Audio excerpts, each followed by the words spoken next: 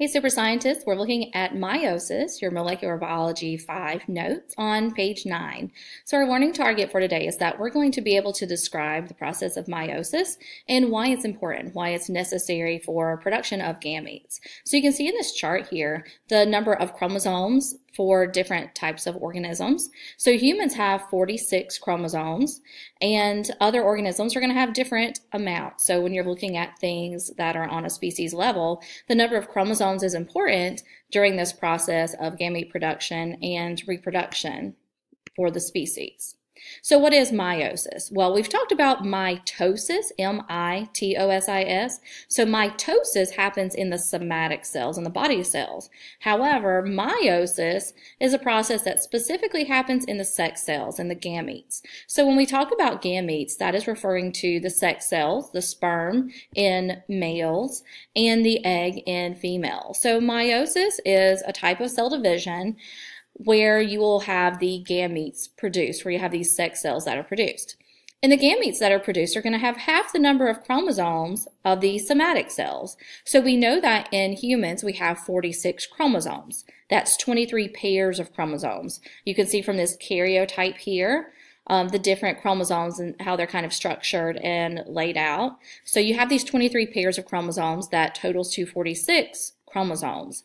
Well, in your gametes, you're going to have only half that number. So instead of having 46 chromosomes, you're going to have 23 chromosomes in each of the gametes, in each of the sex cells. So it's a little bit different. You've got half the number of chromosomes that you would find in the regular body cells. So the steps of meiosis are fairly similar to mitosis. We're going to start off with interphase, where the chromosomes are replicated. The sister chromatids are going to attach. So the two chromosomes that you have that are the same, that code for the same information, the same alleles, those are going to attach together. And then during prophase, the synapsis is going to occur. You know your stem, syn, S-Y-N, means together. So the synapsis that is taking place here is that your sister chromatids, they're actually it's kind of like they're holding hands. So they attach together in this point here that is kind of circled. So you have your sister chromatids that have attached, and they're going to just kind of like hook one hand over the other, and then that's where they are attaching. That's where the synapsis occurs. And those chromosomes are going to be in groups of 4. So that is important to this process in making sure that crossing over occurs correctly. So crossing over is something that is specific to meiosis, and it increases genetic diversity. So genetic diversity, when we hear that term, that's just going to reference the amount of the different types of alleles that you might have in the gene pool, for example. So genetic diversity, your word diversity refers to differences. So genetic diversity is going to be increased through this process of crossing over in meiosis, and that just kind of increases the differences that you're going to see in a population. So chromosomes are going to exchange DNA during this process, and this is really important to biological evolution of a species, of how the species evolves overall. So you have your sister chromatids that have attached. So that's what we were talking about, like this. So that's your sister chromatids. You have 2 different examples right here. So they are in groups of 4, which we just talked about. And this is your synapsis that's occurring. So that's where they're holding hands. They've kind of crossed over, and they're joined together at that spot where they have kind of twisted around one another. So they're joined together, syn together. So what ends up happening is crossing over. So during that process, as they're joined together, they actually trade some DNA. So they kind of swap DNA. So on this example here, we have one red chromosome, and now it's got a little section of blue on it. And the blue chromosome now has a section of red.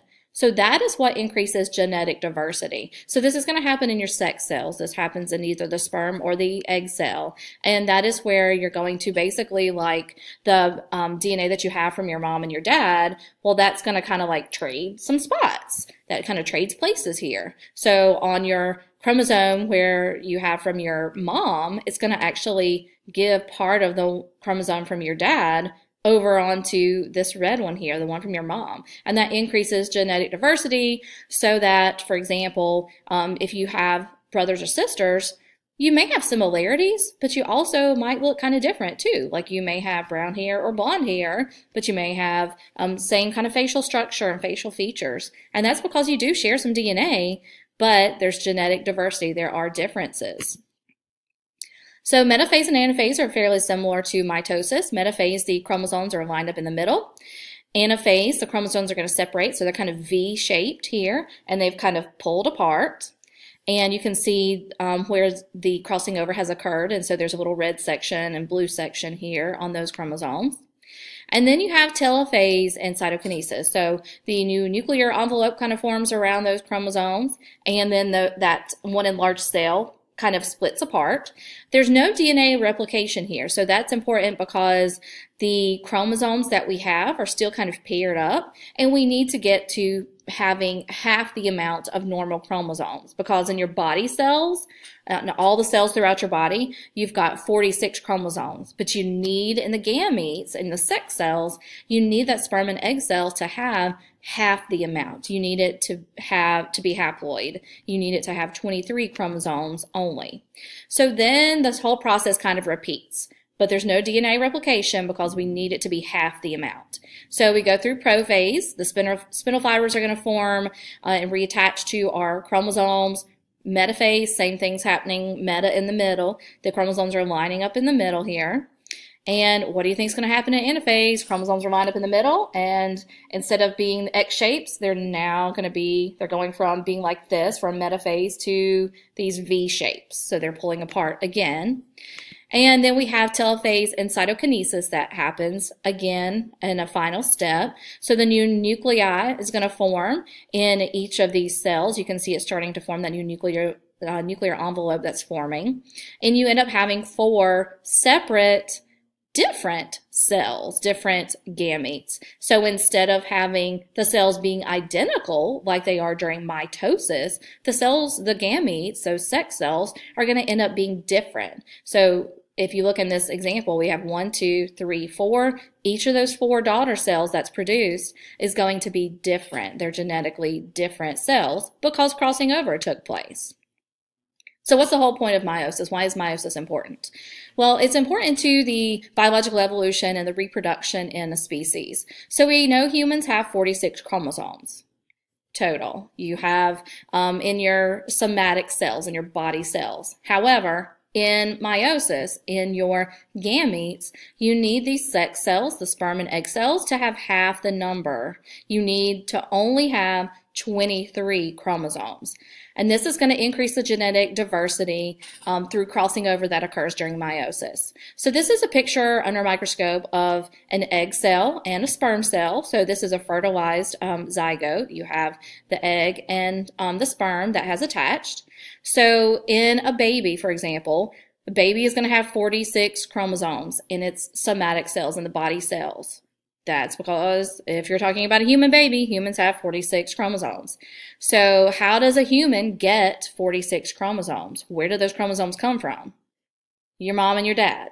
So you need to have 23 chromosomes from your mom, from the egg cell, and you need to have 23 chromosomes from your dad, from the sperm cell. So that 23 plus 23 plus 23, it's 46. So that's why you end up having 46 chromosomes for a human, because there's 23 from mom and 23 from dad. So that is why we need there to be only 23 chromosomes in each sex cell during meiosis.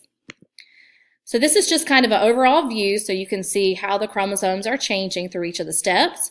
We're starting out with interphase, and then we have prophase here. Metaphase, the chromosomes are lined up here in the center of the cell. They pull apart, and then telophase 1 is happening. So now phase 1 is over, and then phase 2 starts. So we have prophase 2, metaphase, chromosomes are lined back up in the middle, anaphase pulled apart, and then telophase 2, the chromosomes, instead of being double like you see here, they are just sort of single chromosomes that we see here, these single strands. And the final part of meiosis, you have 1, 2, 3, 4 cells that are produced, 4 gametes, 4 sex cells, and these 4 gametes are going to be genetically different. They do not have the same DNA. Why do they not have the same DNA? Because crossing over occurred. So that crossing over process is going to increase genetic diversity, increase genetic differences within a species.